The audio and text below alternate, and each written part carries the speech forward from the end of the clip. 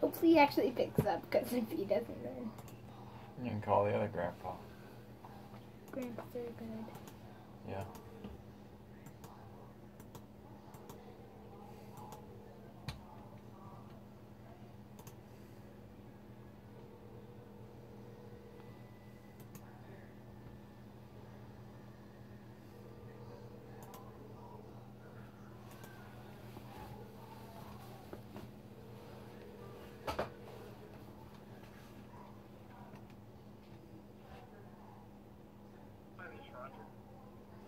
Hey, this is Braden.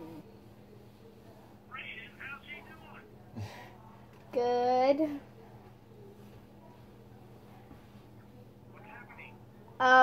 So I'm doing a genealogy merit badge for Scouts, and I need to ask you some questions, because it's like an ancestor thing. So, what questions? Just ask him. So I need like a story. Tell him a story. A good story. Ask him about the war. A story about Say Devin says to what ask you about. you do or did or stuff like the war.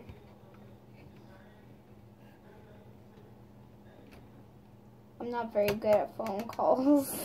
What kind of a story do you want?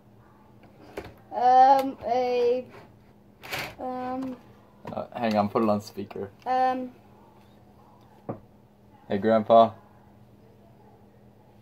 Hey, Grandpa, you should tell him the story about your Vietnam flag.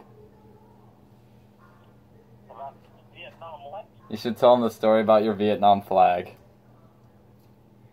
Flag? Remember when you showed us the flag that you got from Vietnam? Oh, that was just, I got that from, what do you call it? When we had some visitors come down, we had a big shindig. We had a flag up there. And when it was over with, I just got the flag. What was the shindig like? Well, it was, we had some entertainment. We tried to get, Anne Margaret was one of these actresses. We tried to get her, we couldn't get her, so we got the runner-up, and that was the Virginian. He was a cowboy. Let's keep asking about this. And I don't even know exactly that, but let me tell you a story about a battle we were in. How would that be? good, great. All right, one night. We would anchor during the day when we were out on patrol because the VC wouldn't try to do anything during the day. It was always at night. So it got to be dark and it was time to pick up the anchor and go out on patrol. So we start going on patrol and all of a sudden somebody started shooting at us with a machine gun. It was a .50 caliber machine gun, which is a pretty big bullet. And instantly I knew that it was friendly fire. It wasn't the VC shooting at us. And how did I know? Because there were tracers. Every fifth round would be a red tracer. So there was a red line, looked like a solid red line. I was shooting that many rounds. And I could tell it was coming from the water. So it was coming off a boat on the water. So instantly, when I saw the red tracers, I knew the bad guys didn't have red tracers, so it had to be friendly fire. So, and they were, and you could tell how close they were coming to us. Maybe they were 20 feet behind us and 20 feet high. And since it was coming from about 100 yards away, 100 to 150 yards away.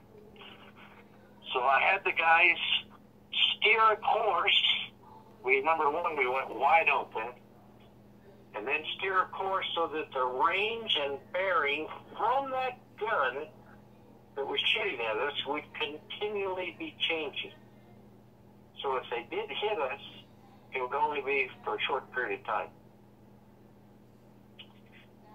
And as soon as I got up on that course and the speed, then I got on the radio. And it turned out it was a South Vietnamese patrol boat, and there was an American advisor on there. And I'll never forget him sheepishly saying, "I think that's us shooting at you." And I hollered at him, "Williams, stop it!" So they stopped shooting at us. But if they had ever hit us with that 50 caliber machine gun and as many bullets as that thing, as fast as the bullets came out of that, there would have been nothing left but toothpicks and crab bait. Because it would have just torn you apart. Anyway, that was one of the exciting night. Did you get it? Yep. So what other questions should I ask? Whatever you want. So I need to ask questions about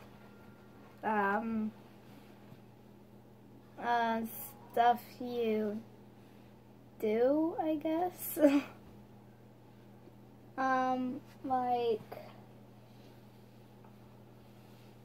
I need just like some stuff about you. The type of what? I just need to know like stuff about you. Oh, okay. Number one, I was an officer. It's always better to be the officer because you get to make the decisions then. In other words, when they started shooting at us, since I was the officer, I got to make the decisions. And I think Heavenly Father helped me make the right decisions so that nobody got killed on that boat that time.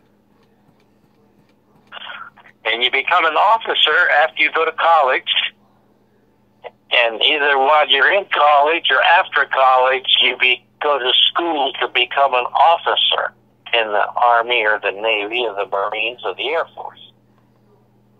So I went to school to become a naval officer. And as a result, I got to make the decisions. And I think Heavenly Father helped me make decisions that would be best for my safety. Okay, what about, like, where you grew up? I grew up in Virginia. And when I was about, in the 6th grade, we moved to the country. We had 40 acres that we lived on, so we had a big garden, we had a horse, we had pastures, we had woods, which we would go to the woods, cut firewood. When I first moved to the country, we burned firewood for heat. So we were always going to the woods to cut up firewood. And whenever a bad storm would come through and blow trees down, we would cut up the trees for firewood. So we spent a lot of time cutting firewood. What part of Virginia did you grow up in? Just outside of Richmond, Virginia. Richmond, Virginia is the capital city. And we were maybe 10 miles outside of Richmond. Hanover County. Okay.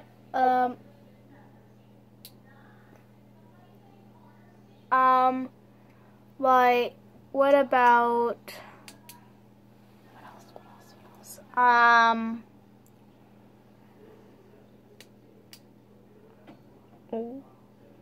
where did you go to college? I'll probably get after that. Okay, so when I was 14, the summer when I was 14, and the summer when I was 15, I went to my uncle's farm up in Pennsylvania and helped them. And while I was doing that, I developed a real love of the farm. So when it came time for me to go to college, I went to Virginia Tech and studied agricultural economics. Okay. I'll say thank you. Thank you for your help. You mean we're all done? Unless there's anything else you want to tell me about you. Well, if you have any further questions, you just give me a call, okay? Okay. All right, you have a good evening. You too. Bye. Bye.